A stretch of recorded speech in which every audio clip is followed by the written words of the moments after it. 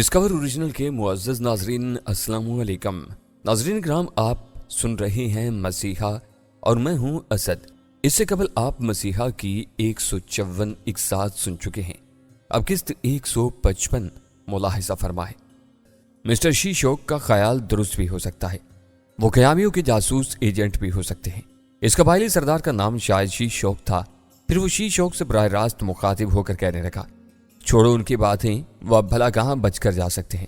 लेकिन मेरा तुम्हें यह भी मशवरा होगा कि इनकी औरतों के चक्कर में मत पड़ो। जो औरत इनकी कैद में है उसे गोली मार डालो और बाकी इनके दो साथियों को तुम्हारे आदमी ढूंढकर हलाक कर डालेंगे। इन बातों को छोड़ो।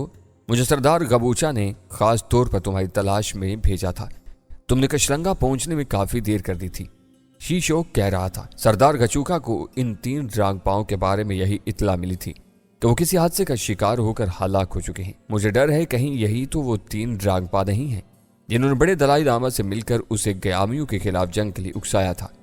यकलख्त मेरे कान खड़े हो गए। ये मालूमात मुझे आगे काम दे सकती थी। हाँ भी तो क्या परवाह है हमें, ये काम मैं और एली भी बखूबी कर सकते हैं, पॉकर ने कहा। लेकिन तुम्हारे पास सफारती दस्तावेज नहीं है, शीशोक बोला। इन कागजात के बगैर तुम्हें कशरंगा के बड़े दलाई लामा से नहीं मिलने दिया जाएगा। वो बाद में देखा जाएगा, एली ने बेजारी से कहा। इसी वक्त इनके लिए खाने पीने की अशिया सर्व की जाने लगी। मैं खिसक कर अकबी सिमत चला गया जहां मुझे ट्रेलर का दरवाजा नजर आ गया। मैंने उछल कर दरवाजे को पकड़ लिया क्योंकि इस तरफ कदरे नीचाई थी। दरवाजे के साथ छोटा सा 24 फुट रेस्ट था। इस पर चढ़कर मैंने अंदर झांका। दूसरे हिला में मेरा दिल यकबार की तेजी से धड़का। वहां उमेरा दीवार से लगे रसन बस्ता हालत में बैठी थी। वो होश में आ चुकी थी। मैं उसे खिड़की ही से इशारा करना चाहता, मगर खिड़की पर बाहर से बार बार धुंध छाती जा रही थी। मुझे साफ करता और फिर धुंध आ जाती। मेरे अंदर जोश और हिम्मत और हौसला सवा हुआ और दरवाजे पर जोर आजमाई शुरू कर दी। दरवाजा अंदर से बंद था।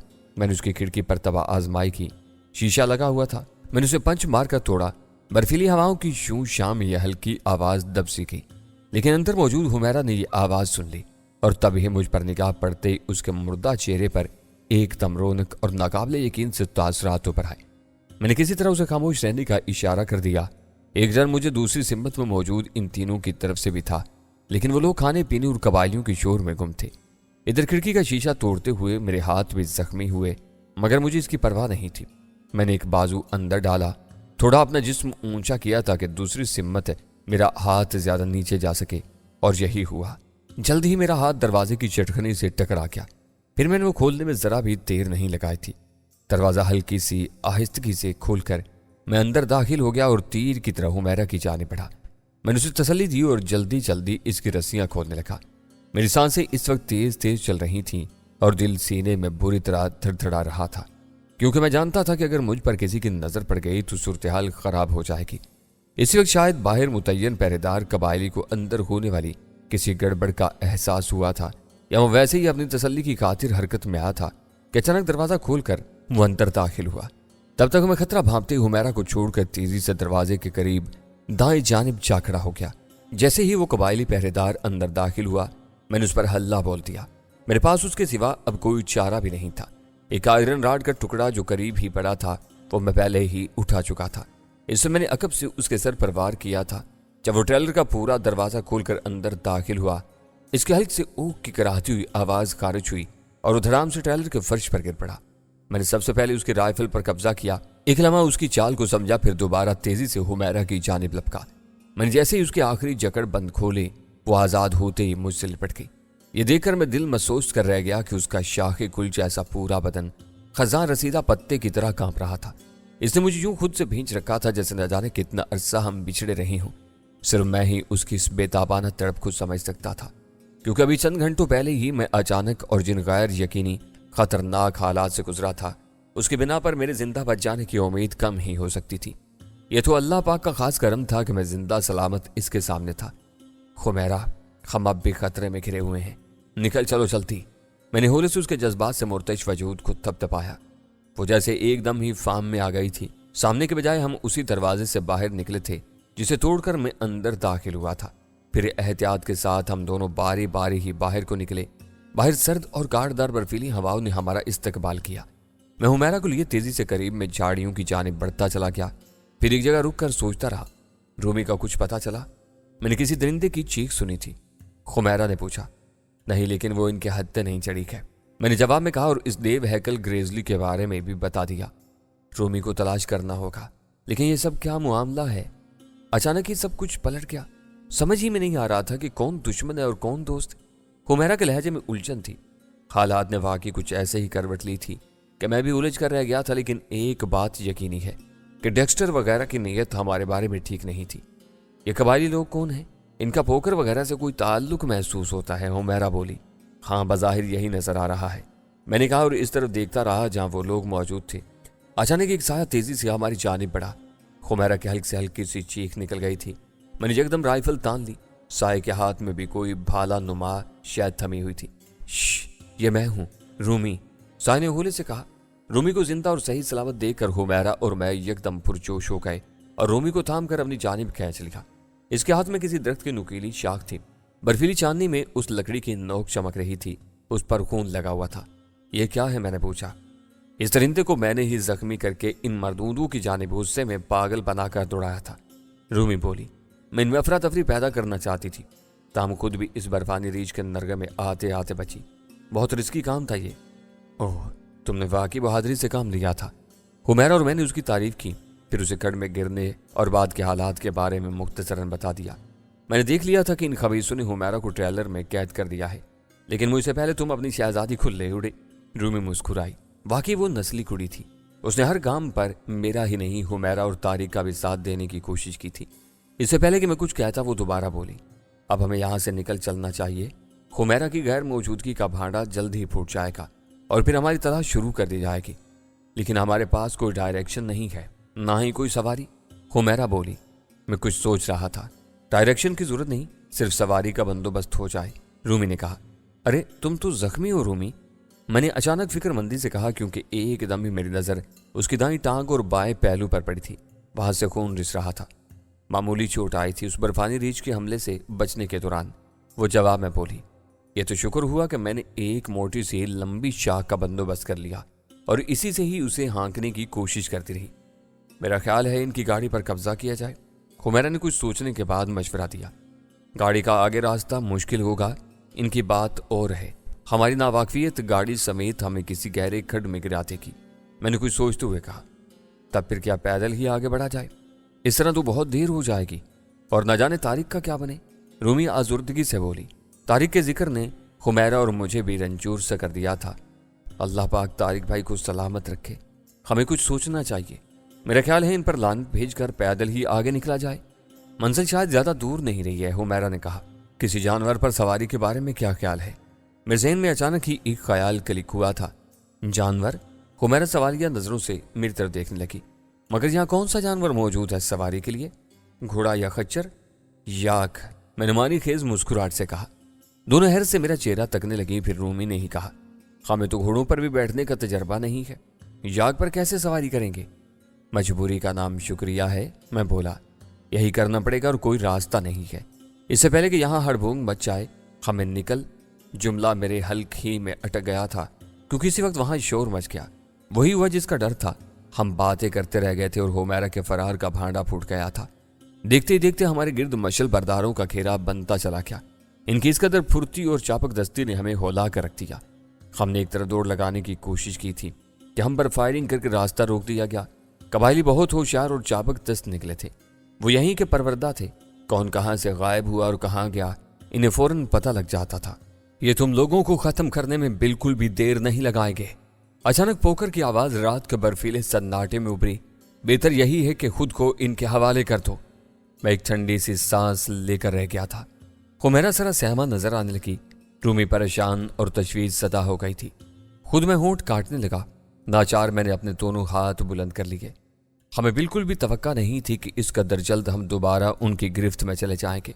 कबायली हमारे गिर्द नाचने और चक्कर लगाते हुए नारे बुलंद करने लगे। जहां बड़ा सा अलाव रोशन था, हमें रसन बस्ता हालत में वहां लाकर खड़ा कर दिया गया। पहली हमारी जानिब बढ़ी और चंद कदम करीब आकर बड़ी नफरत भरी निगाहों से हमारी तरफ घूरने लगी। इसके बाद चंद कदम मजीद उठाती हुई हुमैरा के करीब आई और होंठ भींचकर एक जोरदार थप्पड़ हुमैरा के चेहरे पर चढ़ दिया और हुमैरा की चीख निकल गई। कुत्तिया, तेरा बहुत बुरा हशर करूंगा। खूनखार लोगों की कैद में होने के बावजूद मैं धाड़ कर एली से बोला। एली ने गर्दन जरा घुमाकर खुशमगीन निगाहों से मेरी जानिब देखा। न जाने मशलों की रोशनी का ये शाखसाना था या उसके अंदरूनी जज्बात की गजबनाकी। वो मुझे जलती सुलगती दिखाई देने लगी। यही हाल उसकी आंखों का था, जहां से मुझे नफरत व इंतकाम की चिंगारियां से फूटती हुई महसूस हुई। वो उसी लहजे में जख्म खोरदा नागन की तरह पुनकारते हुए बोली, तुम्हारी गर्लफ्रेंड है ना ये, इसीलिए इसकी तकलीफ पर तुम्हें अजियत पहुंची। यह बताओ हमारे अहम साथी डेक्स्टर को इसने मौत की घाट क्यों उतार डाला? हमें किस कदर तकलीफ हुई होगी? मैंने कदर जब्त से काम लिया और बोला, तुमने तो हमारे साथ खुद ही दोस्ती की बुनियाद रखी थी, फिर ये सब क्या था? डेक्स्टर ने मुझे अंधी खाई में क्यों धक्का दिया था? वो तुम्हारी गलत फहमी थी, डेक्स्टर ऐसा नहीं कर सकता था। एली बोली, लेकिन ये कहते हुए उसने लम्हा भर निगाहें मुझसे चुराई थी। ये उसके झूठ और मुनाफिकत की दलील थी। मैं इस्तेज़ाइया मुस्कुराहट से बोला, अच्छा इतना भोला या बच्चा तो मैं भी नहीं हूं कि डेक्स्टर के इस धक्के को समझ नहीं पाता। हाँ, डेक्स्टर और मेरी बीवी एली का मकसद तुम्हें बहला फुसला कर मौका मिलते ही मार डालना था और तुम्हारी दूसरी खूबसूरत औरतों को खंपा कबीले के सुपुर्द करना था। सच यही था। सुन लो गौर से अब। यह पोकर था। डेक्स्टर की मौजूदगी और अपनी मुंहसोर बीवी एली के होते हुए इसके मुंह से आवाज तक नहीं निकलती थी, लेकिन अब डेक्स्टर के जहन्नुम वासिल होने के बाद उसके मुंह में जुबान आ गई थी। उसे शायद अब अपनी बीवी की डांट फटकार की भी परवाह नहीं रही थी, बल्कि हकीकत तो यही लगती थी कि डेक्स्टर के मरने पर अंदर से पोकर भी खुश होगा, क्योंकि एली का ज्यादा झुकाव डेक्स्टर की जानिब ही रहता था और वो मौका बे मौका अपने शौहर पोकर की बेइज्जती करती रहती थी। मैंने देखा अपने शौहर की बात की तायद में उसके हसीन चेहरे पर भी बड़ी भयानक मुस्कुराहट रक्सा हो गई थी। बहरहाल मैं इस मरदूद पोकर की बात पर अंदर से लर्ज उठा। शुबा तो मुझे हो चुका था कि हमारे साथ इनका जबरदस्ती नथी होना किसी मकसद से खाली नहीं हो सकता था, मगर यकीन मुझे गड़े में गिरने के बाद हुआ था। कबाइलियों का इनसे गठजोड़ भी समझ में आ रहा था कि यही वो खंपा कबीला था, मगर बावजूद इसके कि पोकर का कोई मकरूर और पुरस्कार मकसद अपनी जगह पर था।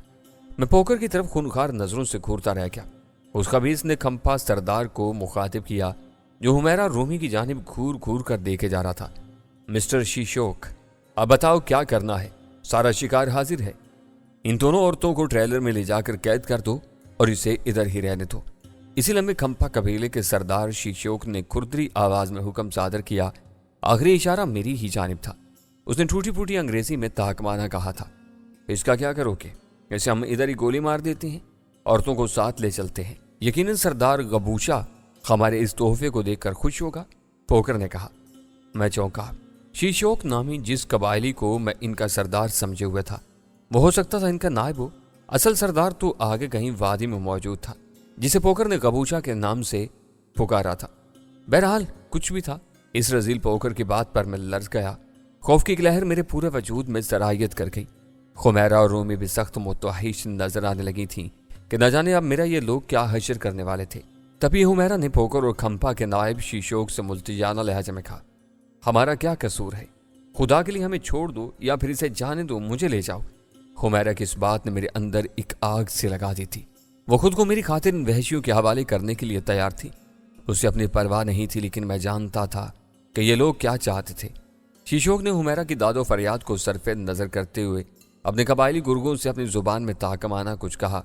वो आगे बढ़े और मुझे अलग करके हुमैरा और रूमी को रसन बस्ता हालत ही में ट्रेलर की जानिब ले गए। मुझे दो कबायलियों ने दबोच रखा था। हुमैरा जनूनी अंदाज में चिल्लाए जा रही थी, उसकी तरफ देखने वाली थी। उसका बस नहीं चल रहा था कि वो रस्सियां तुड़वा कर मुझसे आन लिपटे। वो मुझसे दूर हो रही थी और ये समझे हुए थी कि जुदाई अब दायमी सूरत इख्तियार करने वाली है। इसकी वजह यह थी कि पोकर ने मुझे हलाक करने का इस कबायली शीशोक को मशवरा दिया था। मैं गर्दन मोड़े इन दोनों कबायलियों को बेबसी से थके जा रहा था, जो हुमैरा और रूमी को बेदर्दी से घसीटते हुए ट्रेलर की तरफ ले जा रहे थे। फिर हुमैरा की चीखने चिल्लाने की आवाज आना एकदम बंद हो गई।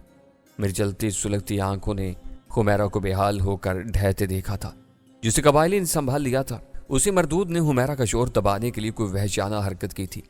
यही वो वक्त था जब मैंने गजबनाक अंदाज में अपना चेहरा करीब खड़े पोकर की जानिब मोड़कर उससे कुर्राते हुए कहा, जलील कुत्ते की औलाद है, अगर इन दोनों लड़कियों को जरा भी नुकसान पहुंचा तो मैं तेरा बहुत बुरा हशर करूंगा। पोकर को मेरे लबो लहजे और आंखों से मुतरश्शिल लहू रंग तासुरात ने एक लम्हे को खौफसदा सा कर दिया था।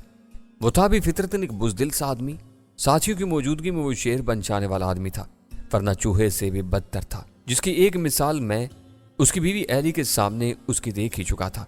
मेरी धमकी के बाद वो शीशोक के घुटे हुए वजूद के पीछे सिरकने लगा और मुझसे नजरें चुराने लगा। शीशोक ने चंद कदम मेरी जाने बढ़ाए।